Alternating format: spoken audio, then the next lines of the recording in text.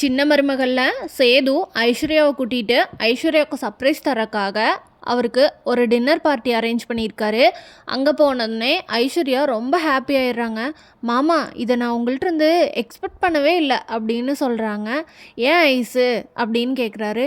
இல்லை மாமா, இது உண்மைதானா நிஜம்தானான்னு நான் கிள்ளி பார்த்துக்கிறேன் அப்படின்னு சொல்லிட்டு அவங்களே கிள்ளி பார்த்துக்கிறாங்க. உடனே சேது சிரிச்சுட்டே, ஐஸு எல்லாமே நீ இப்படி தான் அப்படின்னு சொல்கிறாரு சேது.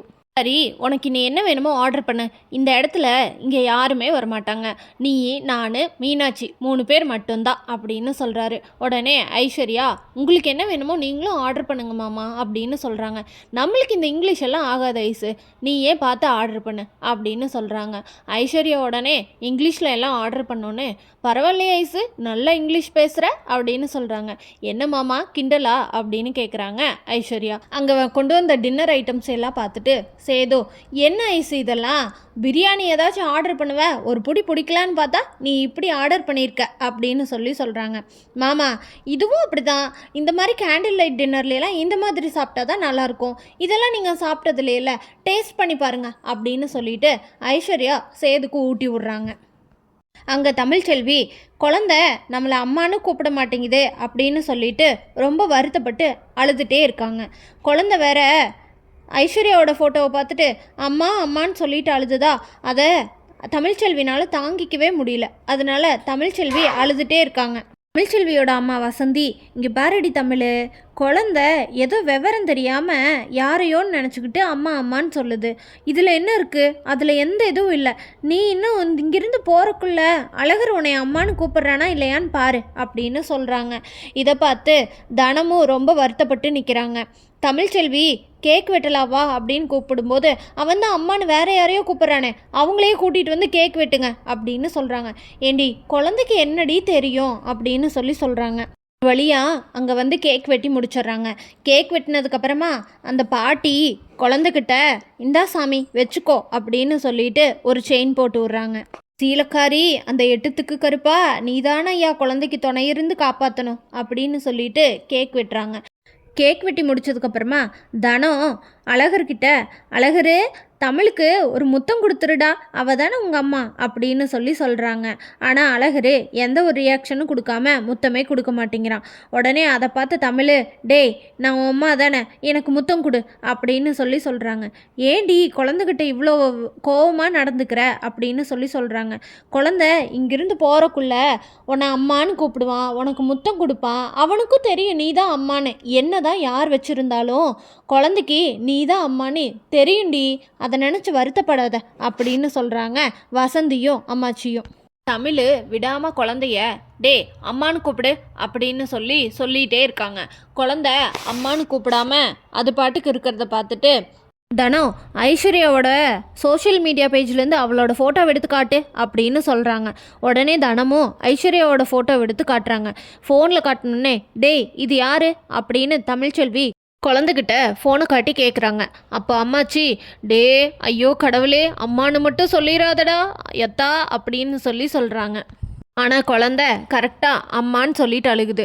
உடனே தமிழ், பார்த்தீங்களா நீங்கள் பண்ணதுனால தான் எல்லா பிரச்சனையும், என் குழந்த என்கிட்ட பிறந்த உடனே என்கிட்டயே இருந்துச்சுன்னா இந்த பிரச்சனையெல்லாம் வந்திருக்குமா, அங்கேருந்து யாருமே என்கிட்ட வந்து இது எங்கள் வீட்டு வாரிசு குடு அப்படின்னு கேட்டிருக்க மாட்டாங்க.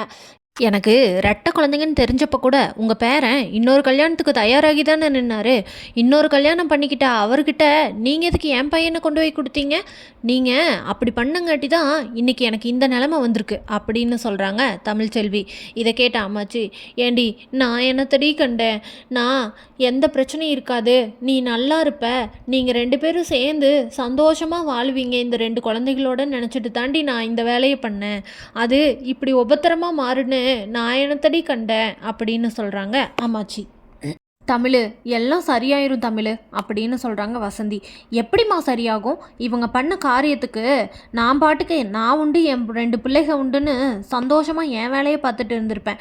என்ன இப்போ ஒரு நிம்மதி இல்லாமல் இவங்க பண்ணி வச்சிருக்க வேலை எப்படி இருக்குன்னு பார்த்தீங்களா, அவங்க இப்போது காது குத்துறேன் அது இதுன்னு பேசிட்டு திரியிறாங்க, இதெல்லாம் எனக்கு தேவையாமா, என் குழந்தைகளுக்கு என்ன பண்ணணும்னு நான் தான் முடிவு பண்ணணும், அவங்க முடிவு பண்ணிட்டு சொல்லுவாங்க அதுக்கெல்லாம் சரின்னு நான் போகணும்னு நீங்கள் நினச்சிட்ருக்கீங்களா, அப்படியெல்லாம் என்னால் முடியாது.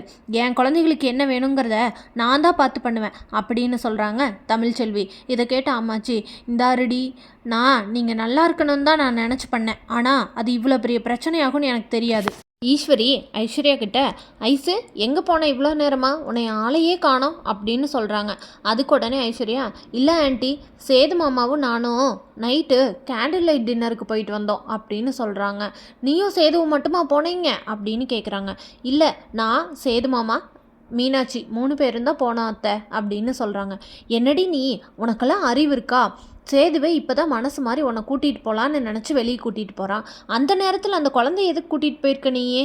பொழைக்கிறவ எவ்வளாச்சும் இந்த மாதிரி பண்ணுவாளா அப்படின்னு கேட்குறாங்க. அத்தை, அவர் குழந்தைக்காக தான் என்னை ஏற்றுக்கிட்டாரோ அப்படின்னு தோணுது. அதுவும் இல்லாமல் சேது மாமா இப்போ தான் கொஞ்சம் கொஞ்சமாக மனசு மாறிட்டுருக்காரு. இந்த நேரத்தில் நான் போய் மீனாட்சியை கொடுக்க மாட்டேன், கூட்டிகிட்டு வரக்கூடாது அப்படின்னு சொன்னால் நல்லாவா இருக்கும் அப்படின்னு சொல்கிறாங்க ஐஸ்வர்யா. இல்லை ஐஸு, நான் உன்னை சேதுக்கு கல்யாணம் பண்ணி வச்சு சேதுவை நீ உன் கைக்குள்ளே போட்டுட்டு இருக்கிற சொத்தை எல்லாத்தையும் நீ உன் பேரில் மாற்றி எழுதிடுவ அப்படின்னு நினச்சா நீ என்னடி குழந்தை குட்டின்னு பேசிக்கிட்டு இருக்க? அந்த மீனாட்சி என்னமோ நீ பெற்ற மாதிரி பண்ணிகிட்டு இருக்க. நீ அந்த மீனாட்சியை வெளியே போகிறப்ப அவங்க அத்தைக்கிட்டேயோ இல்லை அந்த மலர்கிட்டையோ கொடுத்துட்டு போக வேண்டியதானே, நீ எதுக்கிட்டே அந்த பாரத்தை சுமக்கிற அப்படின்னு கேட்குறாங்க ஈஸ்வரி. அதுக்கு ஐஸ்வர்யா, இல்லைத்த, மீனாட்சி எனக்கு பாரமாலாம் தெரியல.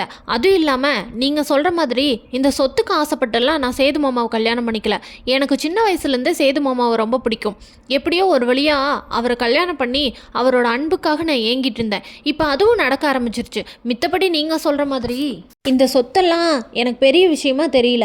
எனக்கு சேது மாமாவோட லவ் தான் ரொம்ப முக்கியம் அப்படின்னு சொல்லிட்டு ஐஸ்வர்யா அங்கேருந்து போயிடுறாங்க. அதை கேட்ட சித்ரா உடனே, என்னம்மா நீ இவளை வச்சு இந்த சொத்தெல்லாம் ஆட்டையை போடலான்னு நினச்சா இவன் நமக்கு எதிராக வேலை செய்வா போலையே அப்படின்னு சொல்கிறாங்க சித்ரா. உடனே ஈஸ்வரி, இந்த ஈஸ்வரி நினச்ச விஷயத்த நடத்தாமல் விட மாட்டேன்டி. நான் என்ன பண்ணுறேன்னு பாரு. ஐஸ்வர்யா இப்போ தானே ஆரம்பிச்சிருக்கா, இவ எனக்கே வேலை கட்டுறாளா? இவ மூலியமா சேதுக்கிட்ட இருந்து அத்தனை சொத்தையும் இவ பேரில் மாற்றி அதை நம்ம பேருக்கு மாற்றி நம்ம ராஜாங்கத்தை கொண்டு வர மாதிரி பண்ணுறனா இல்லையான்னு பாரு. நீ என்னம்மா பண்ணுவ அப்படின்னு கேட்குறாங்க சித்ரா. நான் என்ன பண்ண போகிறேன்னு பாருடி அப்படின்னு சொல்கிறாங்க ஈஸ்வரி. இதை கேட்ட சித்ரா, ஏம்மா அப்பனா அவளை நீ போட்டு தள்ள போறியா அப்படின்னு கேட்குறாங்க. தேவைப்பட்டா அதை செய்யக்கூட நான் தயங்க மாட்டேன்டி. நான் பார்த்து கல்யாணம் பண்ணி வச்சா இவ எனக்கு எதிராகவே செயல்படுவாளா? இப்போ என்னமோ சேது மாமாவோட அன்பு கிடச்சிருச்சு அப்படி இப்படின்னு பெரிய டயலாக் விட்டுட்ருக்குறா. இவளை என் வழிக்கு கொண்டு வரக்கு நான் என்ன பண்ணுறேன்னு பாரு அப்படின்னு சொல்கிறாங்க ஈஸ்வரி என்ன பண்ண போகிறாங்கன்னு தெரிஞ்சுக்க நம்ம சேனலை மறக்காமல் லைக், ஷேர் அண்ட் சப்ஸ்கிரைப் பண்ணிக்கோங்க.